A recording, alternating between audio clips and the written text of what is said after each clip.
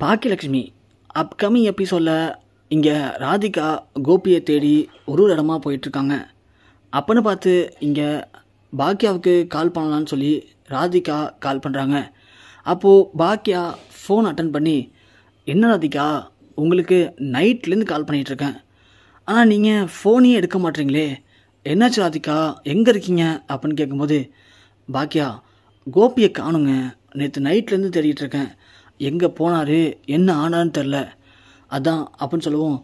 சரி ராதிகா, நீங்கள் கோபி விஷயமாக தான் உங்கள்கிட்ட பேசணும், நீங்கள் உடனே கால் பண்ணி இந்த இடத்துக்கு வாங்க, நீங்கள் உடனே கிளம்பி வாங்க, உங்களுக்கு நான் நைட்டு ஃபுல்லாக கால் பண்ணேங்க, நீங்கள் தான் எடுக்கவே இல்லை அப்படின்னு சொல்லவும், இங்கே ராதிகா ஒன்றே, இல்லை பாக்கியா கொஞ்சம் அப்செட்டாக இருந்தேன், மனசு சரியில்லை, சரி என்னாச்சு, ஏன் அந்த ஹாஸ்பிட்டலுக்கு வரணும், நான் கோபியை தேட போகிறேங்க அப்படின்னு சொல்லவும், ஐயோ ராதிகா கோபியை பற்றி விஷயந்தான், நீங்கள் உடனே கிளம்பி இந்த ஹாஸ்பிட்டலில் வாங்கன்னு சொல்லி பாக்கியா ஃபோன் வச்சுறாங்க. ராதிகாவுக்கு ஒன்றுமே புரியல, என்ன சொல்கிறா இவ அப்படின்னு சொல்லிட்டு ராதிகா கிளம்பி நேராக அந்த ஹாஸ்பிட்டலுக்கு வராங்க. ராதிகா வருவாங்கன்னு தெரிஞ்சு பாக்கியா ஹாஸ்பிட்டலுக்கு வெளியே வந்துட்டுருக்காங்க. ராதிகா வந்தவுடனே, என்ன பாக்கியா நீங்கள் எதுக்காக என்ன இங்கே வர சொன்னீங்க அப்படின்னு கேட்கவும், பாக்கியா ஒன்று, ராதிகா ஏன் ஃபோன் எடுக்க மாட்டீங்க, நேற்று நான் உங்களை தேடி உங்கள் வீட்டுக்கே வந்தேன், உங்கள் வீட்டு கதவையும் தட்டினேன், ஆனால் நீங்கள் யாருமே வந்து திறக்கவும் இல்லை, என் ஃபோன் எடுக்கவும் இல்லை அப்படின்னு சொல்லுவோம். ராதிகா ஒன்று, பாக்கியா எனக்கு மனசு சரியில்லை, அதை விடுங்க, இப்போ எதுக்கு இங்கே வர சொன்னீங்க அப்படின்னு சொல்லவும், இங்கே பாக்கியா சொல்கிறாங்க, இல்லை ராதிகா, நேற்று ஒரு 11 மணி இருக்கும், கோபி எனக்கு கால் பண்ணார், அவருக்கு திடீர்னு நெஞ்சில் இருந்துச்சான், அதனால் ரொம்ப சிவியராக போய் காப்பாற்ற சொல்லி எனக்கு ஃபோன் அடித்து அழுதாரு, நான் தான் அவர் அழைச்சிட்டு வந்து இங்கே சேர்த்துருக்கேன் அப்படின்னு சொல்லவும், இங்கே ராதிகா ஒன்று, என்ன கோபிக்கு நெஞ்சு வலியா, என்ன பக்கியா சொல்கிறீங்க அப்படின்னு சொல்லிட்டு கோபின்னு அழுதுகிட்டு இங்கே ராதிகா ஓடுறாங்க. பாக்கியாவும், ராதிகா நான் சொல்கிறது கேளுங்க, அவங்களுக்கு ஒன்றும் ஆகலை அப்படின்னு சொல்லிட்டு பின்னாடியே போக, ராதிகா இங்கே அழுதுகிட்டு ஐசியூக்கு ஓடுறாங்க. இங்கே ஈஸ்வரி உட்காந்தது பார்த்தோன்னே டக்குன்னு ஏஞ்சி, நிலடி அங்கேயே, எதுக்கிட்டு இப்போ இங்கே வந்த, உன்னை யாரடி வர சொன்னா, ஏற்கனவே உன் கூட என் புள்ள வந்ததுக்கு அப்புறம் தான் இவ்வளோ பெரிய கொடுமை அனுபவிச்சிட்ருக்கான், இப்போது எதுக்கடி இங்கே வந்த நீனு, என் புள்ள நைட்டு ஃபுல்லாக வழியில் துடிச்சிருக்கான், உனக்கு அத்தனை வாட்டி ஃபோன் அடிச்சிருக்கான், ஆனால் நீ அவனை ஒரு மனுஷனாக கூட மதித்து ஒரு வாட்டி கூட ஃபோன் எடுக்கலை, ஆனால் என் மருமகடி பாக்கியா, என்னதான் அவன் பாக்கியா வேண்டான்னு சொல்லிட்டு போனாலும் அவன் ஃபோன் பண்ண உடனே பாக்கியா தாண்டி ஃபோன் எடுத்து உடனே ஓடி போய் அவனுக்கு என்னாச்சுன்னு பார்த்து அரவணைச்சி இங்கே கொண்டு வந்து சேர்த்துருக்கா. சேர்த்தது மட்டும் இல்லாமல் என் பையனுக்கு இப்போது சர்ஜரி பண்ணியிருக்காங்கடி, அதுக்கு கூட பாக்கியா தான் பணம் கட்டி கையெழுத்துலாம் போட்டு இன்றைக்கி என் புள்ளையோட உயிரையே காப்பாற்றிருக்கா. அவன் மட்டும் என் புள்ள விட்டுட்டு போயிட்டான், எதுக்கு நம்ம அவன் ஃபோன் எடுக்கணும்னு நினச்சிருந்தா இந்நேரத்துக்கு என் புள்ள உயிரோடு இருந்திருக்க மாட்டான்டி. நீலாம் ஒரு பொண்டாட்டியா, கட்டின புருஷன் எங்கே போனால் என்ன, எப்படி போனால் நமக்கு என்னன்னு அவனை பற்றி கொஞ்சம் கூட கவலைப்படாமல் இப்படி வந்து நிற்கிறியடி, சி அப்படின்னு ஈஸ்வரி பேச ராதிகா பயங்கரமாக அழுகுறாங்க. ராதிகாவில் என்ன சொல்கிறதுன்னு தெரில. அப்பன்னு பார்த்து இங்கே கமலா ராதிகாவுக்கு கால் பண்ணுறாங்க. ஏன்னா இங்கே கமலாட்ட மயோ கேட்டுகிட்டே இருக்காங்க, பாட்டி டேடி எங்கே போனார், டேடியை நைட்லேருந்து வரவே இல்லை வீட்டுக்கு, மம்மி எங்கே போனாங்க, என்னாச்சு பாட்டி அப்படின்னு இங்கே மயோ கேட்க கமலாவால் என்ன பதில் சொல்கிறதுன்னு தெரில. சரின்னு இங்கே கமலா ராதிகாவுக்கு கால் பண்ணுறாங்க. ராதிகா கமலாவோட நம்பரை பார்த்தோன்னே ஃபோன் அட்டன் பண்ணுறாங்க.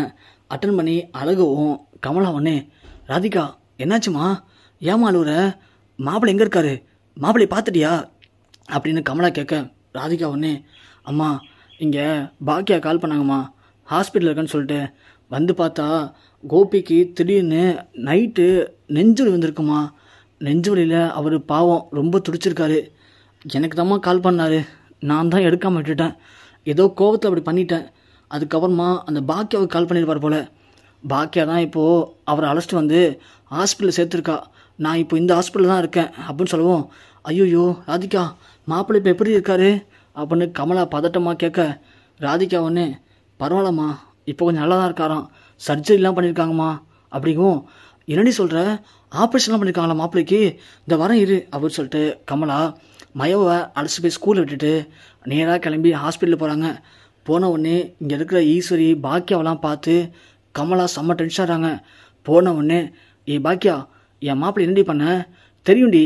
உன் புள்ள எப்போ வந்து என் மாப்பிள்ளைய தனியாக அழைச்சிட்டு போனாலோ அப்பயே மாப்பிள்ளைக்கு பைத்தியம் பிடிச்சிச்சு.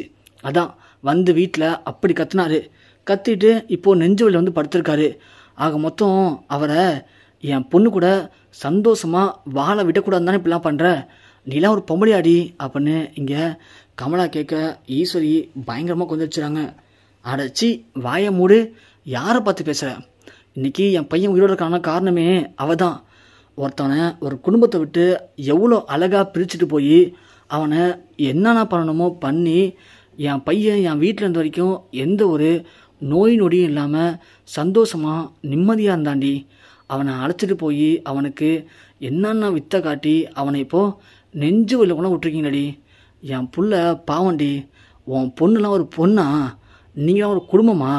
ஒரு குடும்பத்தில் இருக்கிற ஒரு ஆம்பளையை பிரித்து அழைச்சிட்டு போய் தானும் தான் பொண்ணு மட்டும் நல்லா இருக்குன்னு நினச்சா எப்படி நல்லா இருக்க முடியும்? எப்படி நல்லா இருக்க முடியும்? அதுதான் உன் பொண்ணோட புருஷன் விட்டுட்டு போயிட்டான் போலுக்கு அப்படின்னு ஈஸ்வரி பேச கமலாவால் எதுவுமே பேச முடியல. பாக்கியா சொல்கிறாங்க, அத்தை நீங்கள் கொஞ்சம் பொறுமையாக இருங்க அத்தை, வார்த்தை விடாதீங்க அத்தை அப்படின்னு சொல்ல, பாக்கியா நீ வாய மூடு பாக்கியா, இதுங்களுக்கெல்லாம் செருப்பு கொண்டு அடித்தா கூட சொர்ணையே வராது. எப்படி கொஞ்சம் கூட வெக்கமே இல்லாமல் வந்து நிற்கிதுங்க பாரு. நம்ம பிள்ளைய நம்மள்ட்ட பிரித்து அழைச்சி போனது மட்டும் இல்லாமல் இன்றைக்கி ஒன்றை பற்றியே தப்பாக பேசுறது வந்துடுச்சுங்க அதுங்க அப்படின்னு சொல்ல, இங்கே ராதிகாவும் கமலாவும் எதுவுமே பேச முடியாமல் நிற்கிறாங்க. இங்கே டாக்டர் வந்து சொல்கிறாங்க, கோபிநாத் சார் கண்ணு முடிச்சிட்டாரு, நீங்கள் ஒரு ஆளாக போய் நீங்கள் பார்க்கலாம் அப்படின்னு சொல்லவும் ஈஸ்வரி உடனே முதல்ல உள்ளே போகிறாங்க.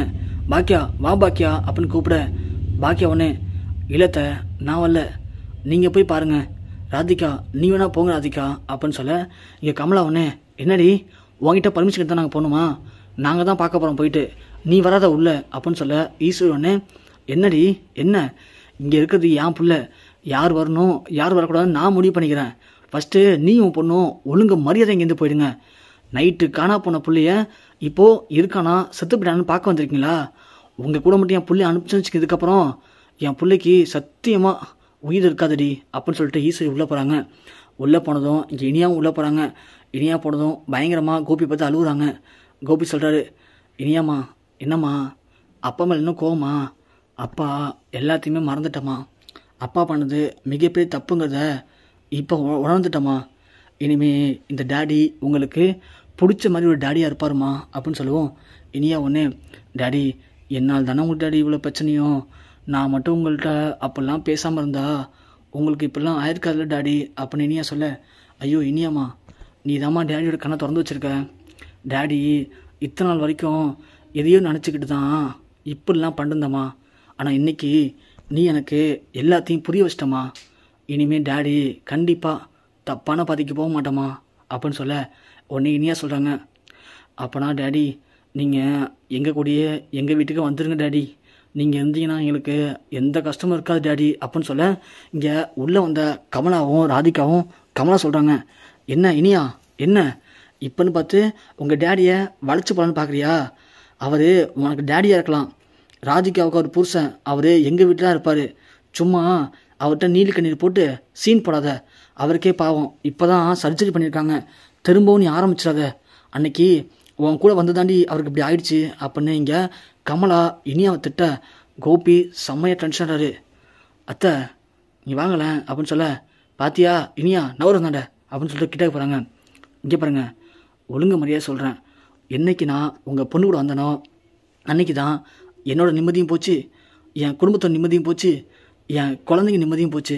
இனிமே உங்கள் முகத்தில் கூட முழிக்க விடான்னு நினைக்கிறேன். ஒழுங்கு மரியாதையாக இங்கேருந்து போயிடுங்க அப்படின்னு கோபி சொல்ல, கமலா செம ஷாக்காக வராங்க. என்ன மாப்பிள்ள இப்படி பேசுகிறீங்க அப்படின்னு சொல்லுவோம். பேசுகிறேன்னு சந்தோஷப்படுங்க, உடம்பு நல்லா இருந்துச்சுன்னு வச்சிங்களேன் வேறு மாதிரி பேசிடுவேன்.